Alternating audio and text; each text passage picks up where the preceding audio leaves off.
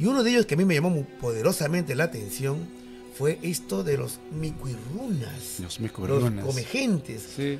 Posiblemente vampiros andinos. Cuéntanos, explícanos cómo así llegaste a este tema. Sí, investigando para el libro, ya iba avanzando en varios de estos temas y de pronto, leyendo un libro fascinante que se llama Locos de la Colonia, del autor Emilio Valdizán. Emilio Valdizán. Que tiene, gran psiquiatra, ¿no? Y aparte era un gran apasionado de registrar, digamos, todos estos casos que a lo largo de la historia, desde del Perú prehispánico, ¿no? Y también de la colonia, y él empieza a escribir y hace muchos trabajos históricos sobre esos casos médicos. Y en uno de esos él empieza a hablar sobre el vampirismo en el Perú, ¿no? El vampirismo en el Perú. Y así lo titula él, ¿no? El vampirismo en el Perú. Y bueno, yo dije, pues esto nunca lo había escuchado, ¿no? Y uno siempre imagina el vampiro como Drácula, Nosferatu, claro, personajes europeos. Europeos, ¿no? Y decía, pero aquí en el Perú, raro. Entonces empecé a leerlo y él empieza a hablar, tomando otro texto previo incluso, del historiador, el sabio Sebastián Lorente. Sebastián Lorente. Que trabaja aquí en Perú pues en mediados de 1850, 60, 70. Y él tiene un libro muy interesante sobre el Perú bajo el reino de los Austrias, ¿no? Y allí es en donde él nombra justamente... Sebastián Lorente es donde él nombra este auto de fe que se da cuando estaba el virrey aquí, el príncipe de Esquilache. Estamos hablando de 1615, 1620. O sea, principio del siglo XVII. Principio del siglo XVII. Yeah. Y ahí este señor dice, bueno, hay registros de que cuando él era virrey en esos años, se castigó a unos 600, más de 650 indígenas, varios de ellos culpables de ser micuirrunas. ¿Qué es un micuirruna? Lo traduce el historiador Lorente, lo traduce como comegentes. Comegentes. Antropófagos, ¿no? Yeah. Y luego de eso él da como que unas pinceladas más en el texto como para explicar qué eran en general. Grupo de gente, como una especie de secta que se reunía, sobre todo, escogían en este grupo a una víctima y a esa víctima la narcotizaban y una vez que, digamos, estaba narcotizado, le absorbían sangre y le absorbían también grasa. Sangre y grasa. Y lo dice específicamente así, sangre y grasa, ¿no? Corporal. Entonces, claro, a partir de esa frase, a partir de ese texto, es que justamente el doctor Valdizán empieza a decir, bueno, acá tenemos casos de vampirismo. Ahora, yo entiendo, supongo, que este grupo, estos rituales que manejaban esta suerte de, entre comillas, secta, habría que ver el contexto histórico, ¿no?, de la colonia, tendría de repente a un sentido ritualístico, religioso, a una creencia en deidades, ¿no? Habría que ahondar en ese tema, ¿no? Sí, afortunadamente ha habido bastantes especialistas, antropólogos, historiadores, que sí han profundizado en el tema y empiezan a dar pues una explicación mucho más amplia, no solamente histórica, sino también antropológica.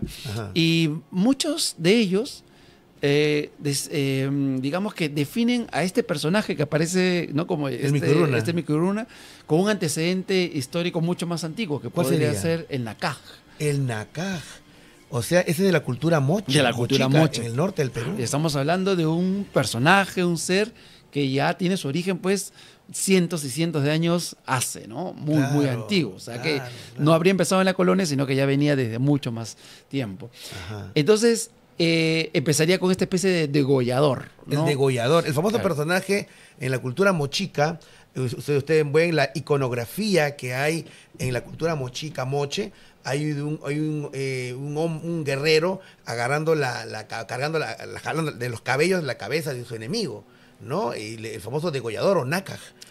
Podría ser que sea el origen. El origen, exactamente. Ellos proponen esa idea porque justo es ahí cuando empieza, digamos, de una manera más con registro, porque bien lo dice, hay pinturas, hay dibujos, hay en los ceramios, en donde se puede ver muy bien, ¿no? Que hay una persona justo en actitud de degollar a otra persona. Claro, en ese contexto era un contexto religioso.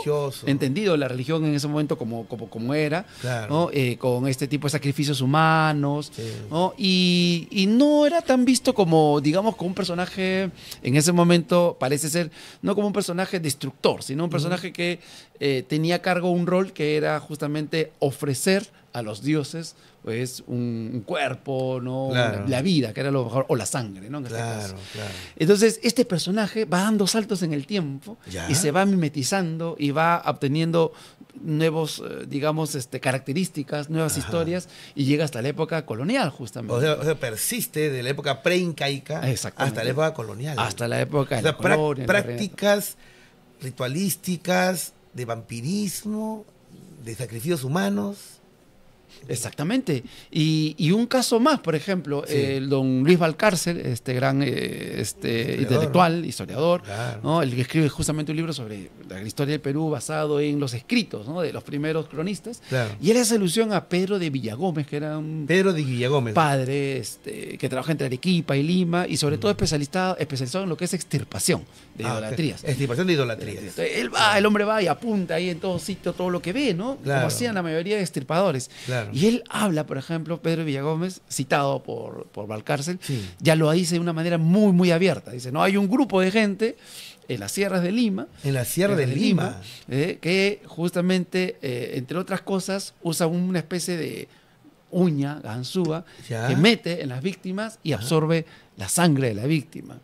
¿No? Y digamos, personaje que hace esto, que es normalmente el líder de una secta, de nuevo, se lleva esa sangre a los aquelarres, así le llama Villagómez. Claro, aunque es una palabra europea, ¿no? Claro. Aquelar, reunión de brujos. De brujos, digamos, ¿no? Claro. Y él usa esa palabra porque, bueno, no es la palabra que conocía como europeo seguramente, y lo pone ahí en ese contexto y dice, bueno, se reúnen, lleva él esa sangre en una especie de fuente y esa sangre se reproduce en esta reunión, en esta aquelarre y todos estos digamos vampiros, otra esta gente, esta secta empieza a consumir esa sangre y la persona a la que le sacaron la sangre va consumiéndose, digamos, secándose. En 2-3 días muere. Pero a partir de esta extracción que le han hecho de esta sangre, ¿no? Eso me hace acordar a personajes más contemporáneos como los pistacos, que están en la parte de la Sierra Central del Perú, ¿no? Por ejemplo, hay el tema pistacos en Huánuco, en Huancavelica, en Apurímac, en el centro, en el Valle Mantaro, y a otro personaje como los cariciris, que hay al sur del Perú. ¿No? Yo, de hecho, tuve la oportunidad de viajar a Yunguyo, en donde subí al Cerro Capilla, ¿no? Que es un cerro sagrado del sur del Perú. Y bueno, hay toda una mitología, digamos, con ese tema, ¿no? Y el caso de los pistacos era yo lo llamaba Andean Serial Killer, asesinos seriales andinos, ¿no? Yo le puse esa chapa, que están emboscando a sus víctimas, las capturan, las eliminan y les traen la grasa. Y en el caso de los cariciris, que estaban, por ejemplo, en un contexto más urbano, uno está en un micro, está en un amontonamiento de gente en la calle, y le introducían una especie de un tubo, un cuchillo o algo así, que les traía grasa. Eso es. Y a partir de momento la persona se secaba, ¿no? Entonces, ¿tú crees que esos personajes más contemporáneos puedan tener esta tradición, de esta influencia, digamos? Seguro que sí. Y ahí se juntan muchas cosas, ¿no? Ya lo histórico, como estamos viendo, pero también los miedos, ¿no?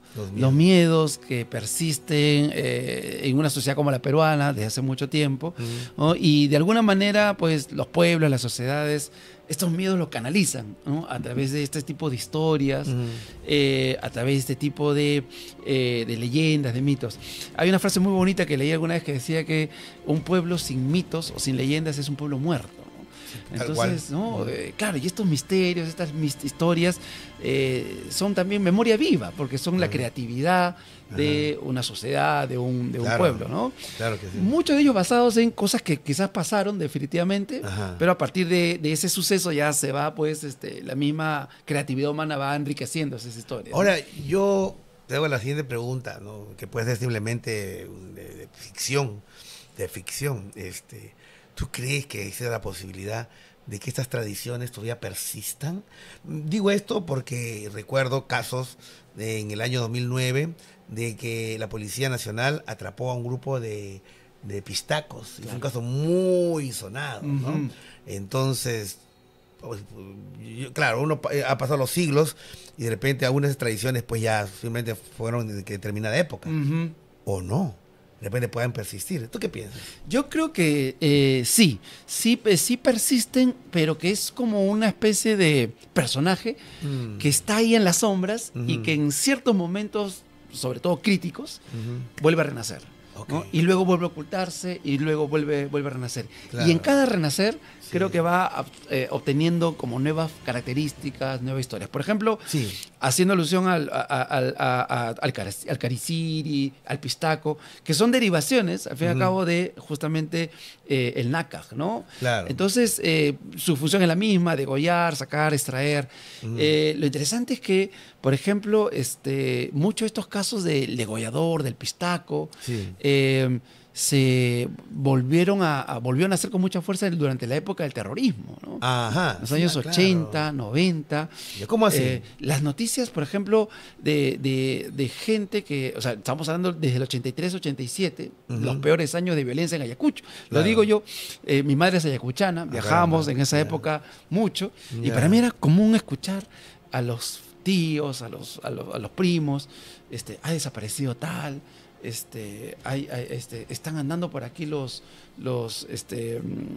nácar, están andando por aquí los pistacos, ¿no? Entonces era ya como un elemento que estaba en el medio, claro. en el medio ambiente. Aunque de repente podría haber sido producto de esos años saciados de violencia política, definitivamente, ¿no? Y en esos años, luego, ya más adulto, empezó a investigar y me doy cuenta que en ese momento el personaje asume otras características. Por ejemplo, ya es una persona blanca, ¿no? Una persona que usa pasamontaña, que usa botas, claro. ¿no? Y que muchas veces es un gringo, como dicen. Claro, claro, ¿no? O sea, casi siempre la historia de estos personajes, a lo largo de la historia, de toda la historia del Perú, es alguien que viene de afuera. De afuera, un extranjero. Un extranjero, que viene a sacar de normalmente el indígena o la persona del pueblo algo valioso, en este caso la vida. Claro. ¿No? Y ese valioso normalmente se usa para producir ganancia para esta gente de la élite, que es, por ejemplo, la grasa para untar las máquinas, para untar las campanas. Las campanas en la época de la colonia, ¿no? Exactamente. Es más, durante los 80, y eso Juan Anción, que es un gran antropólogo, recoge mucho estas versiones, y toda la gente lo que le decía en Ayacucho era, en ese momento, ¿no? Es que el Estado, el gobierno han mandado estos cariciris para estos pistacos, para extraernos la grasa y pagar la deuda externa. También se habla de eso. O también hubo toda una corriente, los sacaojos. Los sacaojos es exactamente el mismo personaje. En la época del terrorismo, en los 80. Sí. ¿no? O de traficantes de órganos.